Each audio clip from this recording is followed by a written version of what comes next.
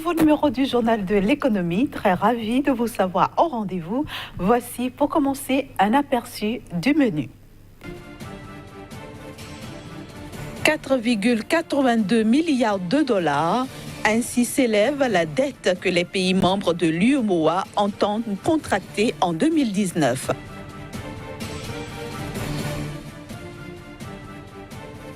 Le Niger, désormais doté d'un plan stratégique pour l'emploi et la croissance, il est valable jusqu'en 2021.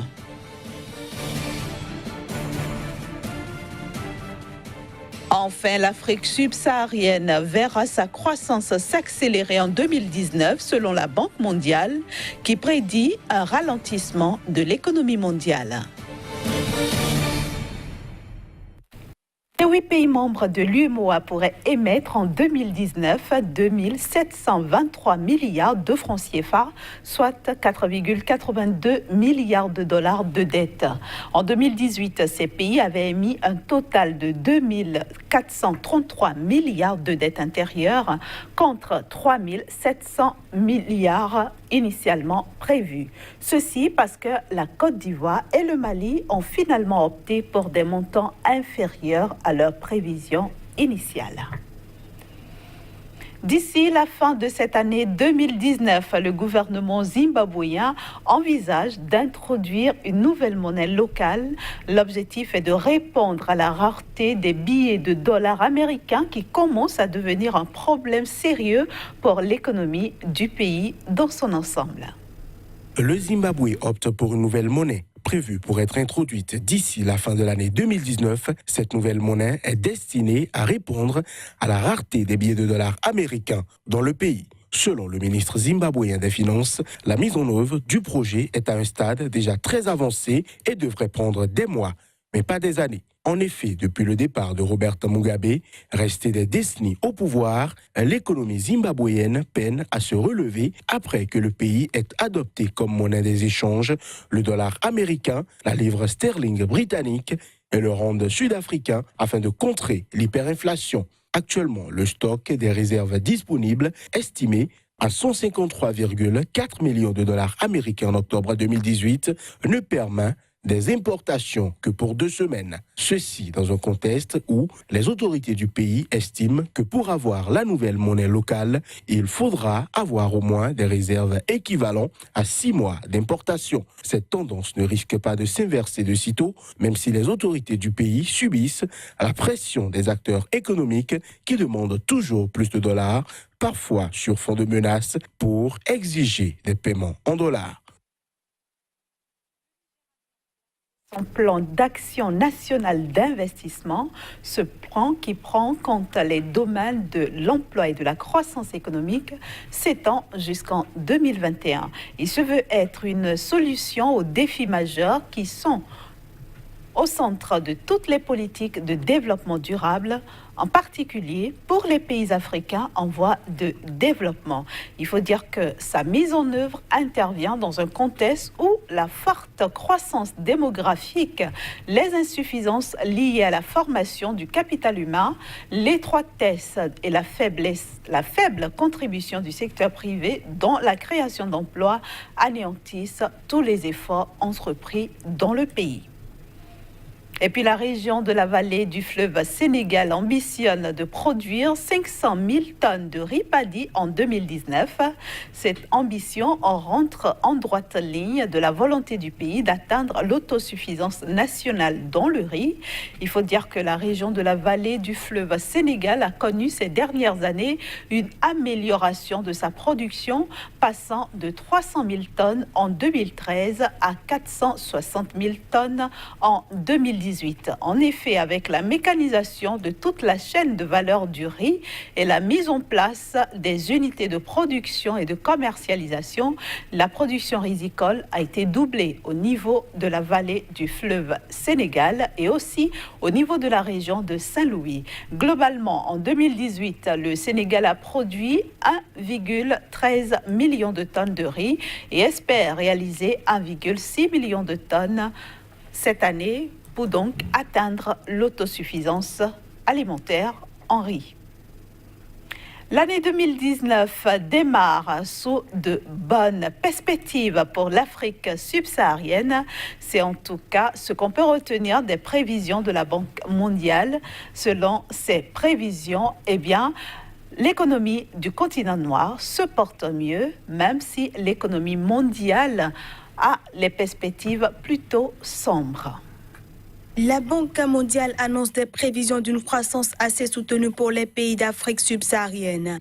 Alors que les perspectives de l'économie mondiale en 2019 se sont assombries, en raison notamment d'une faiblesse des échanges commerciaux et des investissements internationaux qui s'ajoutent à des tensions commerciales encore vives, ainsi que des pressions des marchés financiers sur les économies émergentes, l'Afrique subsaharienne se porte mieux et sa croissance devrait s'accélérer pour atteindre 3,4% en 2019.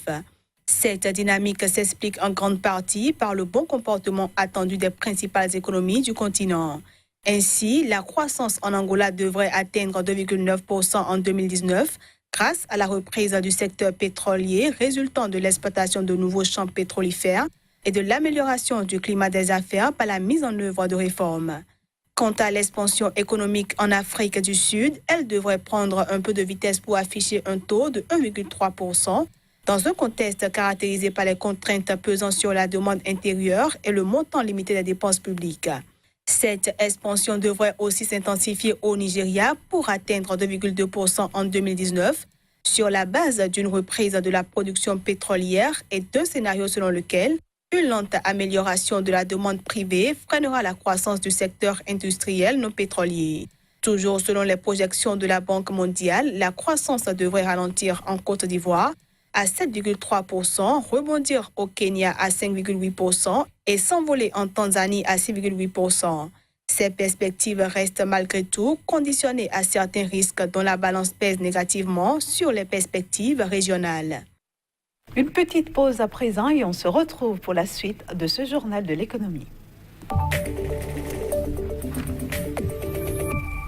Et nous retrouvons ainsi Casimir Kwedio à qui nous souhaitons la bienvenue sur le plateau. Merci, bonjour. Alors aujourd'hui, vous nous emmenez au Togo et dites-nous quelles sont les chances pour ce pays d'atteindre un taux de croissance de 5,1% cette année.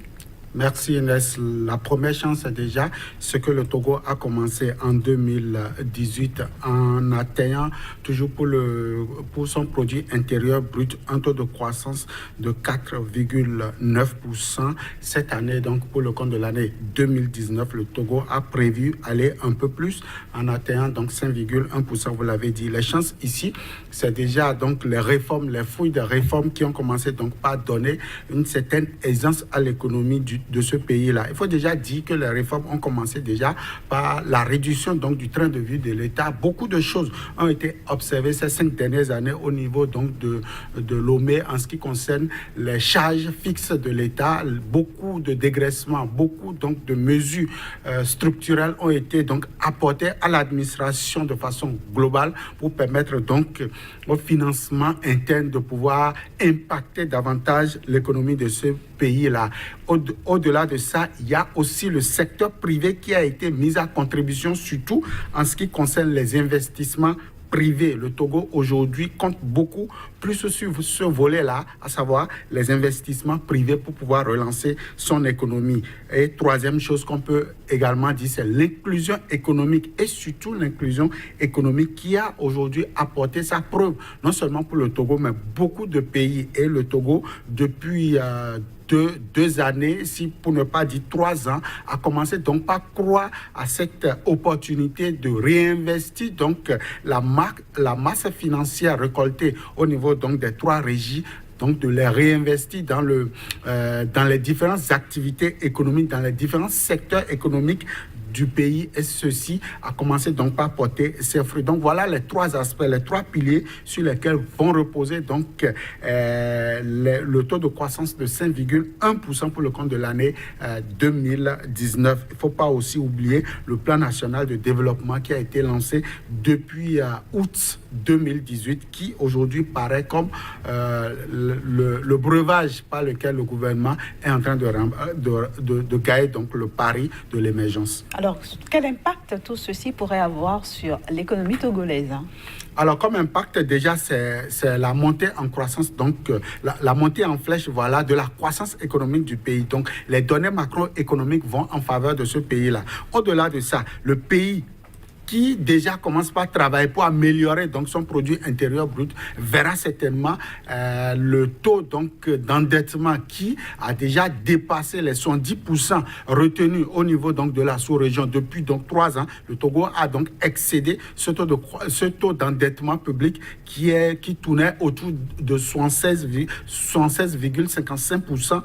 Il y a cela 2 années encore. Le Togo verra donc ce taux d'endettement chuter et également pourrait aller sur le marché financier pour davantage donc récolter le financement nécessaire pour certains projets, programmes qui sont en souffrance en ce moment. Au-delà de ces données macroéconomiques, c'est la population elle-même qui va donc ressentir la nécessité aujourd'hui de réinvestir le capital économique au niveau donc des activités. Il y a aussi que le Togo a mis sur pied une certaine législation, notamment au niveau donc de la loi des finances 2018 déjà. Il y avait déjà donc des concessions donc faites au niveau de certaines entreprises, les PME, les PMI, pouvant leur permettre donc d'aller beaucoup plus gagner certaines faveurs au niveau de l'État. Au-delà de tout ça, le Togo aujourd'hui, c'est ce pays qui est en train de rêver donc beaucoup plus grand au niveau de la sous-région en faisant venir sur son sol les investissements locaux au niveau de l'Union économique et monétaire ouest-africaine et pourquoi pas au niveau de la CEDEAO, car le Togo est le voisin direct donc du Ghana qui partage donc l'espace économique de la CEDEAO avec ce pays qui également rêve d'avoir un taux de croissance des meilleurs. Donc l'effet donc induit par la croissance au niveau du voisin ghanéen peut également retomber sur l'activité économique au niveau du Togo. Tout ceci pourra donc permettre à ce pays de pouvoir afficher une très bonne santé économique pour les 5 prochaines années. Justement, quand on se projette dans les années à venir, comment est-ce que vous voyez le Togo en 2022? Voilà. Le Togo a déjà gagné le pari donc d'inscrire son port au rang des meilleurs ports au niveau de la sous-région. Ça, c'est une réalité aujourd'hui au niveau donc du continent. Le Togo a également réussi le pari donc de la flotte aérienne, notamment au niveau donc des réformes sur le plan donc des grands voyages. Au niveau donc de ce pays-là, il va falloir ajouter un peu plus donc de tact au niveau de la politique en garantissant donc la sécurité des personnes et des biens au niveau donc de ce pays. Et je crois que les 5 prochaines années seront également des meilleures au niveau donc de ce pays-là. En tout cas, on reste certainement observateur de toute cette disposition au niveau de Lomé pour voir si véritablement le PND, entendez le Plan National de Développement 2018-2022, pourra donc permettre au Togo de pouvoir relancer son économie qui, de tout temps et de tout lieu, a été décriée, surtout au niveau de la sous-région ouest africaine. Merci beaucoup, Kazmi Pédion. Merci donc d'être venu nous parler du Togo. On se donne rendez-vous à la prochaine édition du Journal de l'économie. Toujours avec le même plaisir. Voilà, chers amis téléspectateurs, vous l'avez bien compris, nous sommes à la fin de ce numéro. Merci à vous de nous avoir suivis.